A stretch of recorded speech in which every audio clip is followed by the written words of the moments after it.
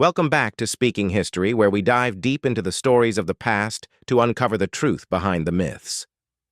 Today, we explore one of the most iconic figures of the 20th century, Winston Churchill. Known for his cigar, bow tie, and heroic speeches, Churchill's legacy has been shaped by both facts and fictions. But how much of the legend we know is actually true? Let's separate the myth from the man and uncover the real Winston Churchill, his triumphs, his flaws, and how his story became one of the most legendary in modern history. In Britain, few figures from the past century carry the weight of Sir Winston Churchill. With his iconic bow tie and ever-present cigar, Churchill remains as emblematic as any 20th century celebrity. But beyond the image lies a man whose story has grown into myth, a statesman turned legend. Our tale begins on a frigid winter night in 1944. Picture this: an empty street in wartime London, shrouded in blackout darkness, and a bundle of top-secret documents lying unnoticed on the pavement. Enter Mrs. Jones, a cleaning lady at the Ministry of Defense. Against all odds, she spots the file, snatches it up, and carries it home, safeguarding plans critical to the Allied campaign in Italy. Her patriotism and quick thinking supposedly caught Churchill's attention, earning her a damehood. Or did it? This compelling anecdote, immortalized by Churchill biographer Alexander Boris de Pfeffel-Johnson, yes, later Britain's Prime Minister, paints Churchill as a leader deeply invested in every citizen. Johnson's 2014 book, The Churchill Factor, not only celebrated Churchill's role in saving civilization, but also indulged in storytelling that blurred the line between fact and fiction. Historians and critics have since debunked the Mrs. Jones saga. Records show no damehood awarded to a cleaning lady during Churchill's tenure. In fact, Johnson's claim falls apart under the light of verifiable data. Yet the tale persists, demonstrating how myths can shape perceptions of historical figures. Churchill's legacy is more than a collection of wartime speeches and decisions. It has become a lens through which Britain interprets its identity. But when history is distorted for a good story, it risks misinforming the present. To truly understand Churchill's impact, we must separate the man from the myth, acknowledging his achievements while rejecting convenient fabrications. The historian Andrew Roberts, a devoted Churchill scholar, once remarked that 1,000 biographies have been written about the legendary British Prime Minister. Yet many of these works are riddled with myths, things Churchill never said or did. Few figures in recent history have been so mythologized. Take the famous anecdotes often recounted with glee by Churchill enthusiasts. One popular tale involves Labour MP Bessie Braddock confronting Churchill late at night. "You're drunk," she allegedly exclaimed, to which he retorted, "and you're ugly. But in the morning, I will be sober." It's a sharp quip, but it's almost certainly fiction. The gag predates Churchill, appearing in an 1882 diary entry and even in a 1934 W.C. Fields film. If Churchill ever used it, he borrowed an old joke. Another oft-told story has MP Nancy Astor declaring that if she were married to Churchill, she'd poison his coffee. Allegedly, he responded, "If I were your husband, I'd drink it." Like the previous quip, this joke circulated long before Churchill's time, appearing in various forms and even in a 1935 film. Other misattributed quotes abound. Churchill never claimed the Royal Navy was governed by rum, sodomy, and the lash, nor did he coin the phrase, "If you're going through hell, keep going." These sayings gained traction through misattribution, often amplified by internet memes. Yet Churchill was undeniably a master of words. He penned his own speeches and showcased genuine wit in his writings. However, the cartoonish, larger-than-life Churchill many envision is a construct, a character as fictional as Sherlock Holmes. Surprisingly, Churchill himself helped craft this legend. In 1948, he reportedly said in Parliament, "Leave the past to history, especially as I propose to write that history myself." While the official Hansard records don't capture this line, it epitomizes Churchill's approach. He cemented his legacy through his 6-volume series, The Second World War, a best-selling, subjective account that placed him firmly at the center of the action. These books earned him global recognition and millions of pounds, but also allowed him to shape the narrative, downplaying his mistakes and exaggerating his successes. For instance, Churchill wavered on the Normandy invasion, Operation Overlord, seeking to delay it. Yet his account portrays him as a steadfast supporter, basking in the glory of its triumph. His biographers and admirers have perpetuated these narratives, reinforcing the myth of the indomitable British bulldog who emerged from obscurity to lead a righteous crusade against Nazism. This myth was further solidified in 2002 when a BBC poll crowned Churchill the greatest Briton. Questioning his reputation now is almost heretical, with critics often labeled unpatriotic. But as the historian Thomas Carlyle once said, "The history of the world is but the biography of great men." While Churchill's story remains captivating, viewing history solely through the lens of great men risks oversimplification and distortion. The real Churchill was remarkable, but also flawed, complex, and human. Winston Churchill, born on November 30th, 1874, was a product of privilege and nepotism. As a member of a powerful aristocratic family, his lineage boasted political and military giants, including his father, Randolph Churchill, a former Chancellor of the Exchequer, and his grandfather, the 7th Duke of Marlborough. Yet Churchill's early years are often mischaracterized as an underdog tale. Despite struggling academically, his elite connections ensured his path to the Royal Military College at Sandhurst and beyond. Churchill's career began not as a defender of liberty, but as an agent of imperial power. In 1895, he supported Spain in suppressing Cuba's fight for independence, earning his first military medal. Later, in India and Sudan, he participated in campaigns that epitomized the brutality of British imperialism, including the Battle of Omdurman in 1898, where British forces decimated poorly armed Sudanese troops.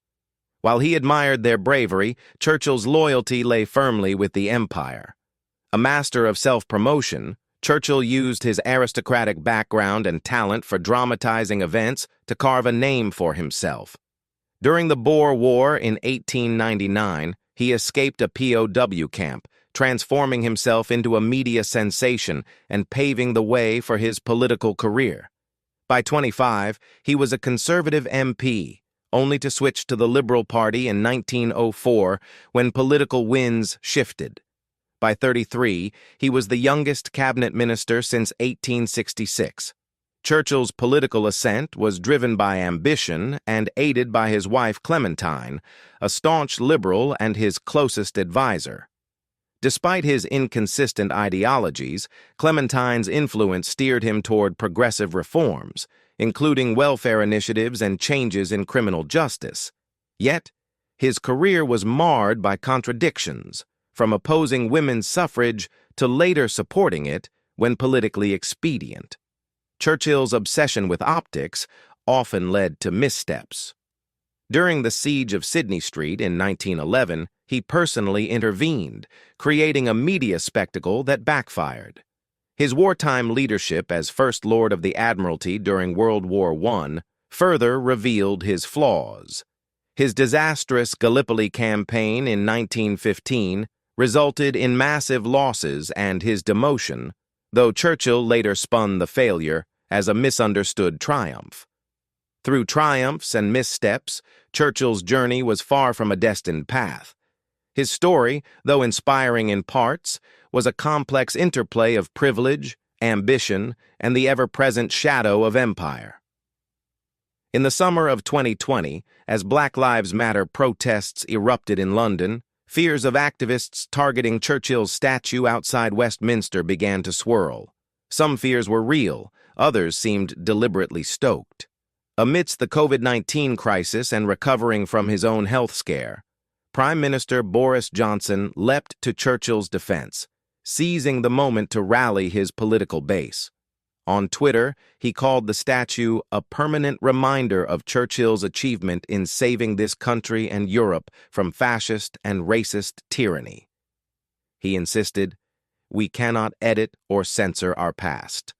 But this fierce defense also reignited debates about Churchill's controversial legacy. For some, he was a hero who defeated tyranny. For others, a symbol of empire and oppression. As BLM protests intensified, someone scrawled "was a racist" on the statue's plinth. Churchill's granddaughter, Emma Soames, even questioned whether the effigy should remain in public view. Johnson doubled down, vowing in the Daily Telegraph to fight with every breath to keep it standing. This fight, however, brought long-buried truths to the surface. Academics and historians began dissecting Churchill's record. His role in Irish history was especially damning. In 1920, as Secretary of State for War, Churchill sanctioned the infamous Black and Tans to crush Irish independence, a paramilitary force notorious for brutal atrocities. Events like the massacre of civilians in Dublin and the burning of Cork only deepened Irish resentment. Churchill's views on race also raised eyebrows. In the 1930s, he defended the suppression of Australia's indigenous people, stating, "A stronger, higher-grade race has taken their place." His disdain for Indian independence was even sharper. He called Gandhi a malignant fanatic and described Indians as a beastly people with a beastly religion. His relentless opposition to Indian self-rule isolated him, even within his own party. Churchill's defenders often dismiss these attitudes as typical of the time, yet even contemporaries found his views extreme. His commitment to democracy seemed to stop at the English Channel. While lauded for his wartime leadership, Churchill allied with Stalin, a dictator responsible for millions of deaths. Post-war, his policies remained troubling. During Churchill's second term as Prime Minister, Britain ran detainment camps in Kenya, where colonial forces tortured and killed thousands during the Mau Mau uprising. Some have excused Churchill's role, citing his age, but the brutal legacy of Britain's empire remains undeniable. To this day, Churchill is either idolized as a savior or critiqued as a symbol of imperialism. As debates over his legacy continue, one thing is clear. The man who defended freedom abroad often denied it to those under British rule. History isn't just about facts. It's also about how those facts are remembered or distorted. Winston Churchill, one of the most iconic figures in British history, is no exception. While some celebrate him as a hero, others have perpetuated myths and misconceptions about his actions. Take the case of the Tony Pandy riots in 1910. Many believe Churchill sent troops to crush striking miners, but the reality is quite the opposite. He actually stopped the cavalry from being deployed. Similarly, the infamous Battle of George Square in 1919 is often linked to Churchill, with claims that he sent in troops and tanks to break up a trade union protest in Glasgow. The truth? No soldiers were present, and those dramatic tank photos? They were from a war fundraising event a year earlier. Churchill wasn't involved at all. Churchill's legacy has become a battleground. Over his 62 years in politics, his views on issues like Europe, religion, and women's suffrage evolved, often reflecting the shifting tides of his era. Both Brexit supporters and opponents have claimed him as their champion, cherry-picking quotes to suit their agendas. But would Churchill have supported Brexit? We'll never know. He passed away 51 years before it happened. One thing is certain. Churchill's reputation owes much to his own efforts. His 6-volume account of World War II, a bestseller that earned him millions, allowed him to shape his image as the ultimate wartime leader. Yet even this carefully crafted narrative glossed over his missteps, like the disastrous campaigns in Norway and Greece, or his resistance to the U.S.'s push for a faster invasion of France. Despite his flaws, Churchill's leadership during Britain's darkest hour, when Nazi Germany threatened to overrun Europe, remains undeniable. His charisma and ability to rally the nation gave Britain a figure to unite behind. But let's not forget, history isn't a talent show, and greatness isn't a ranking. Churchill wasn't flawless, and his legacy, like any historical figures, deserves scrutiny. Today, Churchill's image is more than just history. It's politics. The removal of his bust from the White House has sparked international debate, and in Britain, his legacy has become a litmus test for political identity. Are you for or against Churchill? Nuance has been lost in the noise. What's dangerous is how history is being simplified and weaponized. Myths replace facts, and populists reshape the past to serve their agendas. Churchill himself said, "History will be kind to me, for I intend to write it. But if we let fairy tales and half-truths dominate, we risk losing the true lessons of history." Churchill, like all great figures, should be examined, not worshipped. So what do you think of the real Winston Churchill? Do the myths surrounding him change your view of this larger-than-life figure? We'd love to hear your thoughts in the comments below. If you found this video insightful, don't forget to like, share, and subscribe to Speaking History for more fascinating stories from the past. And remember, your feedback helps us create better content for you, so let us know what historical figure or topic you'd like us to explore next.